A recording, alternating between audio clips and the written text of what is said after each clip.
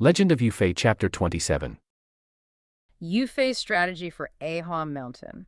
It wasn't just charge. It feels like a dance, meticulously choreographed, even down to blocking the escape route. That's just, wow. Well, what's really impressive is the precision. You said it.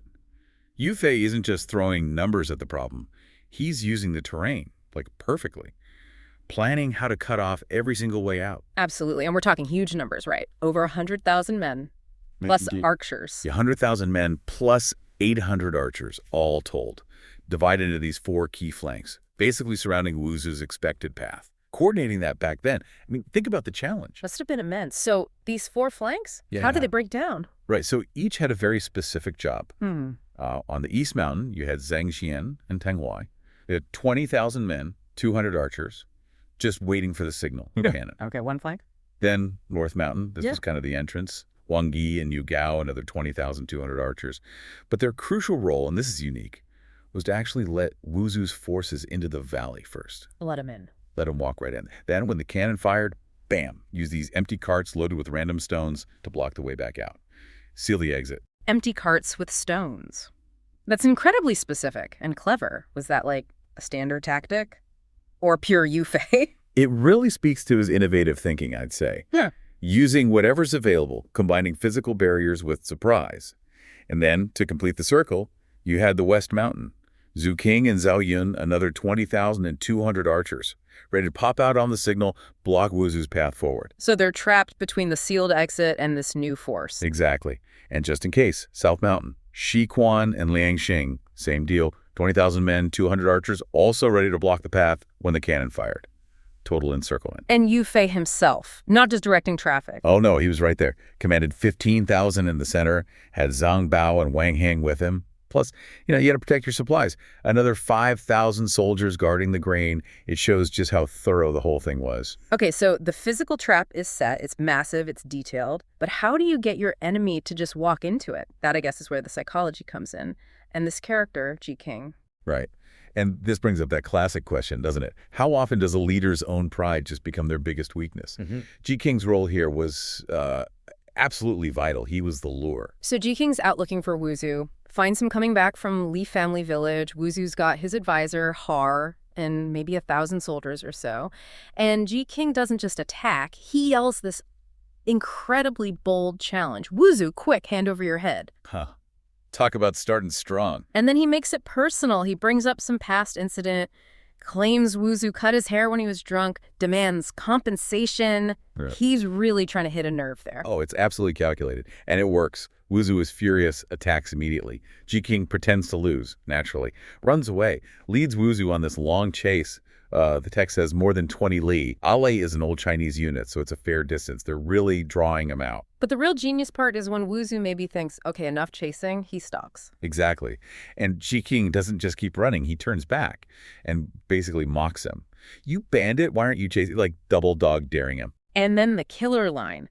He says something like, look, I'm no match for you, but I've got an ambush up ahead waiting to grab you. I bet you wouldn't dare come. That's it. That's the psychological trigger. Yeah. He's playing directly into Wuzhu's ego, his arrogance. And Wuzhu's advisor, Har, he sees it, right? He warns him. He does. Har says, Wolf Lord, that was Wuzhu's title, I see this barbarian is cunning. He might really have an ambush. Let's go back.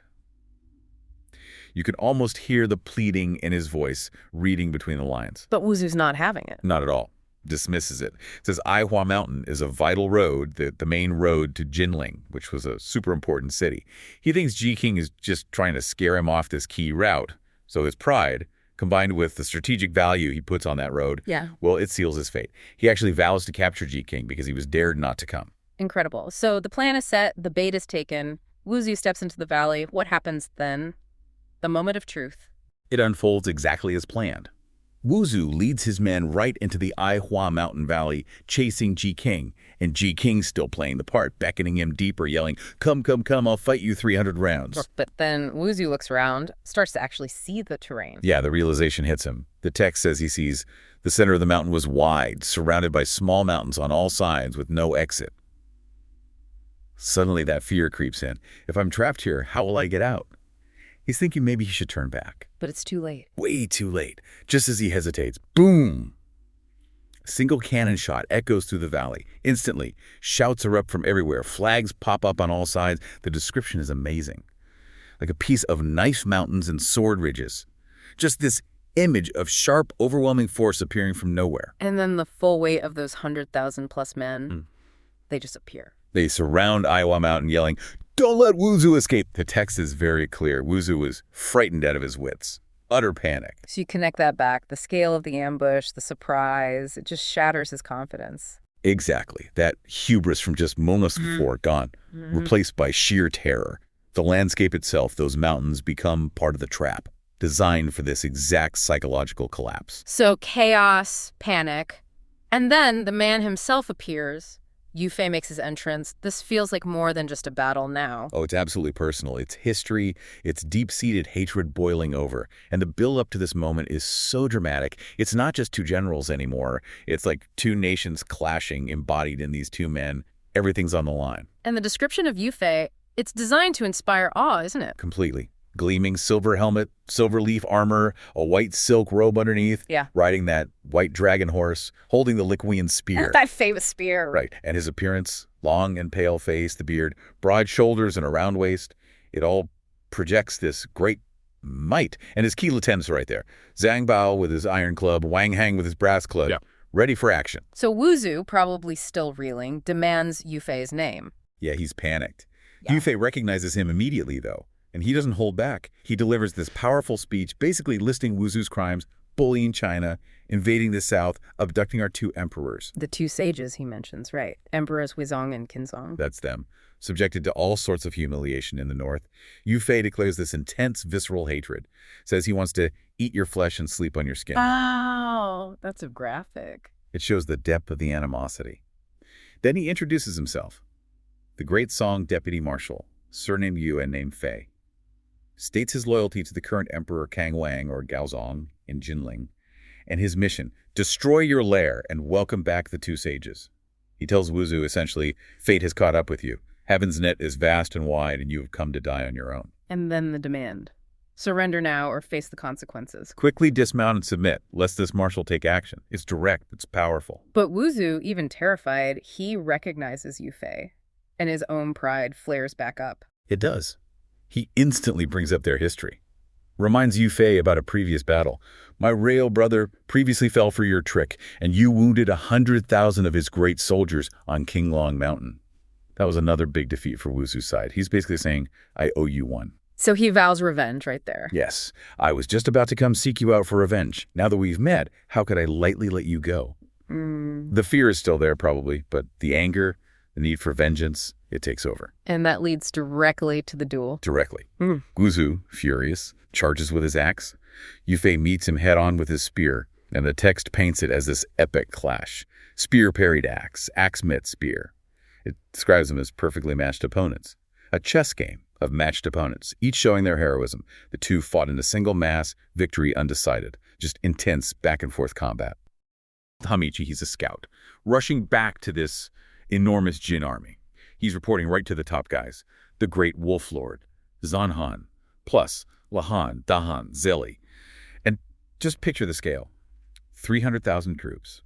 And this huge list of marshals, their top commanders, all heading for Aiwashan, where Jiking's already fighting. Yeah, that opening, the sheer weight of names and numbers, it immediately tells you how serious this is. It sets up this feeling of, overwhelming force, really highlights the challenge Yu Fei's army is up against. Right. So now picture the mountain, Aiwashan. We've got Nu Gao and Wang Yi up there playing defense. They see the Jin coming. And Nu Gao, he's always the bold one, right? He says to Wang Yi something like, why are we holding back these stone carts? Look at all them down there. Let's shove these aside, get down there, have a proper fight, really get our blood pumping. Classic Nu Gao. Exactly. And Wang Yi just goes along with it. So off they go, leading their 20,000 troops down the mountain to attack. What's the strategic thinking there? Or lack of it. Well, it's a massive gamble, isn't it? I mean, sure, it's bold, it shows initiative, but giving up a strong defensive spot for an attack, that brings immediate serious risks. It's that classic tension, defense versus offense, and right here it has instant critical consequences. Absolutely critical, because at that exact moment, Yu Fei is deep in this incredible duel with Wuzhu. They've been going at it for 70, maybe 80 rounds. Wuzhu starts to tire. Yufei sees his opening, hooks Wuzu's axe, Yetzik. pulls out a silver mace, bang, hits Wuzhu right on the shoulder. Wuzhu yells out, spins his horse, the fire dragon steed, and bolts straight for a valley entrance. And gets away. Through the northern valley mouth, which is totally unguarded. Why? Because Niu Gao and Wang Yi took their troops downhill. Exactly. Yufei sees they're gone, realizes what happened, and immediately orders all his commanders down the mountain to engage the main Jin force. It's just a perfect illustration, isn't it? How these seemingly separate things, Niu Gao and Wang Gai's impulsive move, Yufei's duel, they ripple outwards, creates this huge vulnerability, lets a key enemy leader escape, shows how, overconfidence can be just as bad as being unprepared. So then, a cannon booms, and Yufei's ever-victorious army, all 108,000 of them, charges into the Jin lines. And the description of the battle, it's intense. Generals met generals, soldiers met soldiers, fighting until the sky was dark and the earth cracked, smoke flew, mountains collapsed. It's just epic chaos. Total upheaval. They even throw out a poetic couplet. Great Pang first met the red-bearded dragon, displaying divine powers at the foot of Shan. North and South lads contended for victory, heroes each showcasing their might. That language, it really gets across the sheer scale, the ferocity of it all. It wasn't just a fight. It was like the landscape itself was being torn apart. Leaves behind, as the text says, corpses strewn across the fields, blood flowing into rivers. A massive defeat for the Jin, who flee northwest. And the chase begins. Yufei's army pushes after them for about 20 or 30, maybe 7 to 10 miles, until they reach these two evil mountains facing each other. On the left, Kulin Mountain.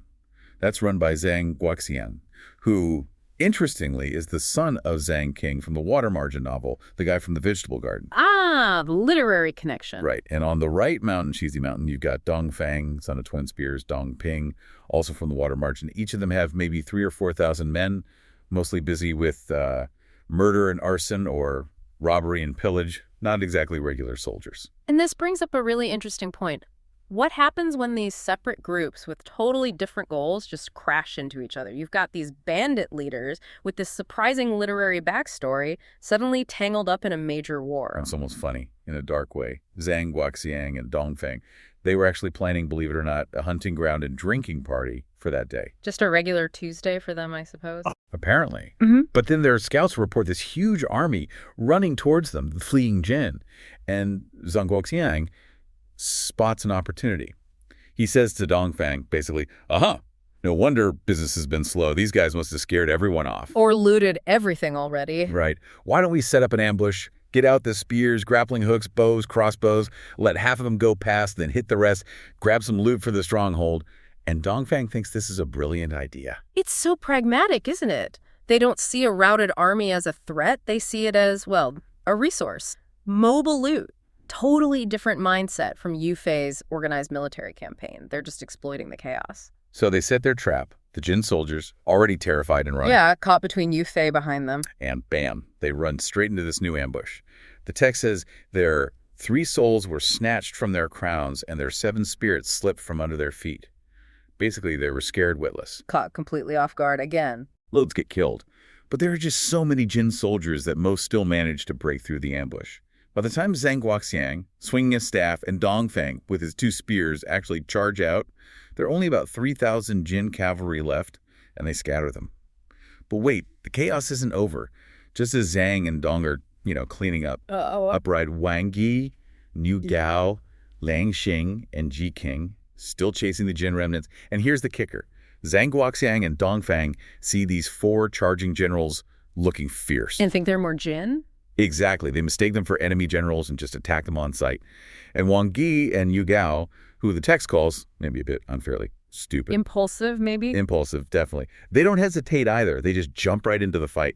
So now you've got 2 groups of allies whacking away at each other. Oh, the fog of war. Classic friendly fire situation born from pure confusion. And while they're busy fighting each other, even more Jin soldiers manage to slip away. It just highlights that chaos, the unpredictability, the human error that happens right in the heat of battle. Luckily, just then, Yufei arrives with the main army.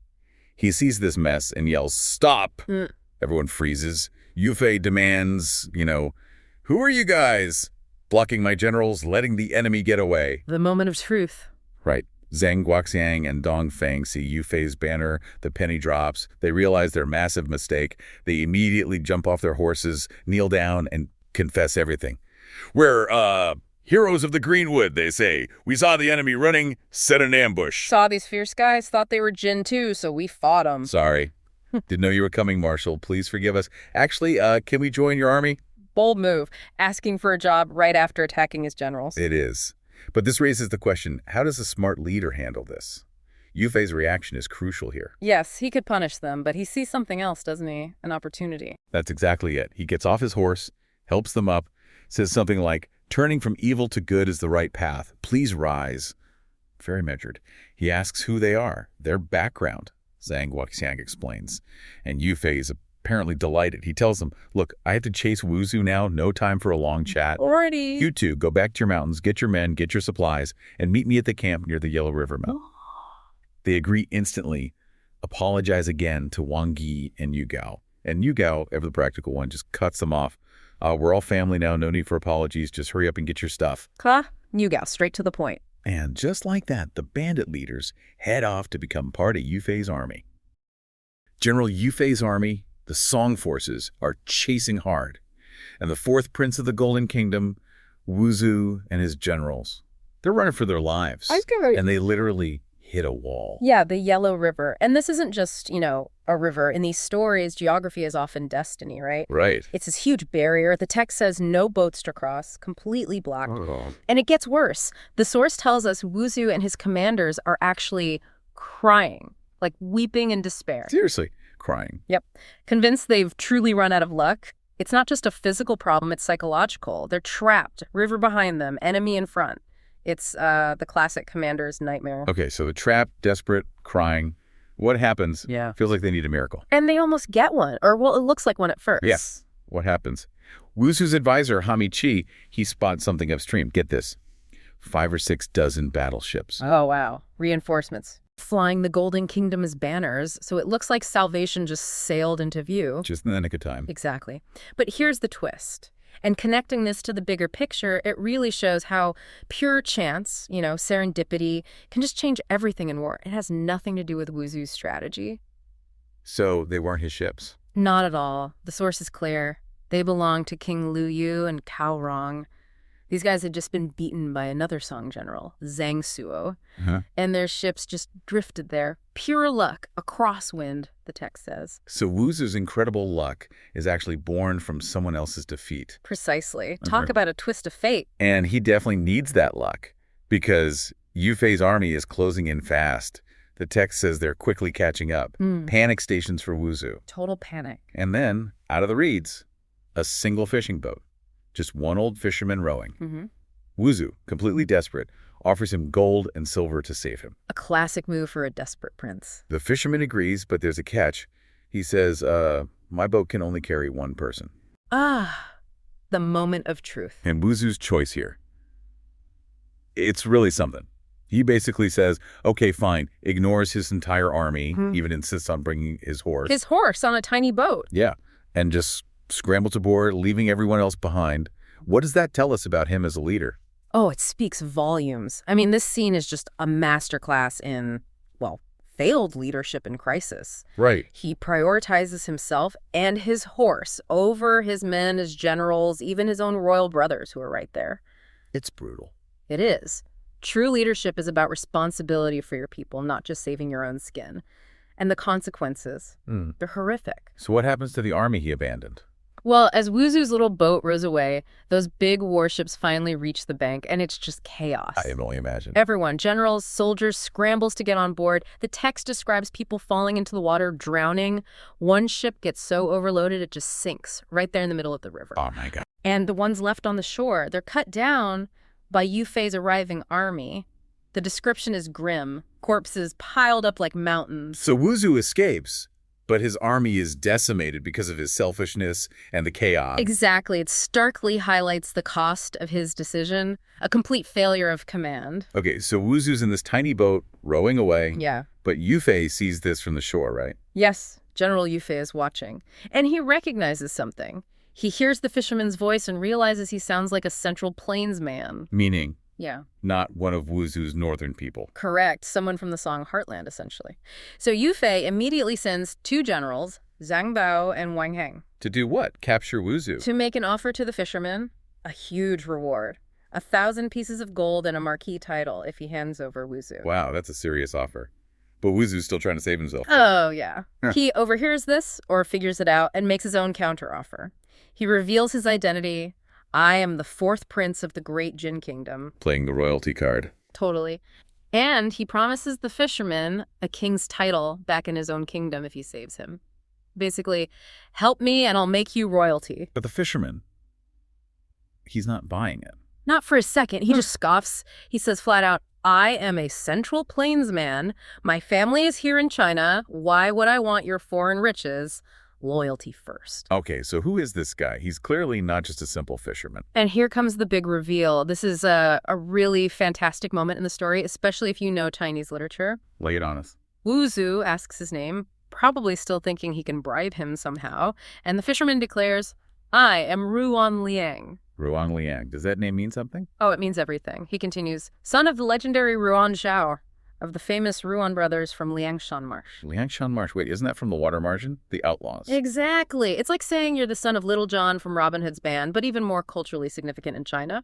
The Ruan brothers are heroes, legendary figures known for their aquatic skills, courage, and fighting injustice. Whoa. So this isn't just some fisherman. He's got this legendary lineage. Right. It immediately elevates the whole encounter. And Ruan Liang explains his real motive. The new emperor, presumably the Song emperor, wants Wuzhu captured as a gift, a trophy to present upon taking the throne. A gift.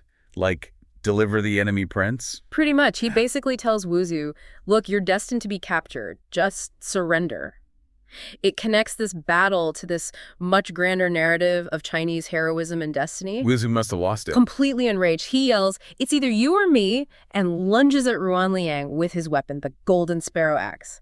He's going to fight his way out. Okay, so axe versus fisherman skills. Yeah, but Ruan Liang is unbelievably calm and skilled. He just says something like, don't touch me, let me just wash up first, then I'll deal with you. Okay, boy. And then he just dives straight into the Yellow River. Poof, gone underwater. Leaving Wuzhu alone in a spinning boat with an axe. Yep, the boat's just spinning aimlessly. Wuzhu brought an axe to a water fight he absolutely could not win. It's almost comical. He must be panicking again. Totally. And this is the ultimate irony, right? How your strength in one area becomes your biggest weakness somewhere else. Yeah. Wuzhu is a northern horseman. Great on land, presumably, but on water. The text says he can't handle a boat, can't swim, can't row. He's completely helpless, screaming for his advisor, Hami Chi, to save him from the other bank. So, what does Ruan Liang do now he's underwater? This is where his Liangshan heritage really shines. He's completely at home in the water. Unseen, he starts pushing the boat. Pushing it. Where? Towards the south bank. Right. Towards Yu Fei's army.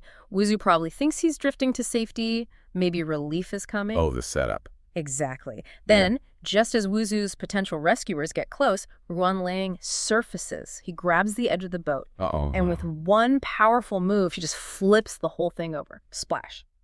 Wuzhu goes right into the river. No way. And before Wuzhu even knows what's happening, Ruan Liang grabs him, grabs the golden axe too, and basically propels them both through the water towards the Song army on the south bank. The text says he moves as if on flat land, just total mastery of the water. Incredible. So the great Prince Wuzhu, undone by a fisherman, well, a legendary fisherman's son, in the water.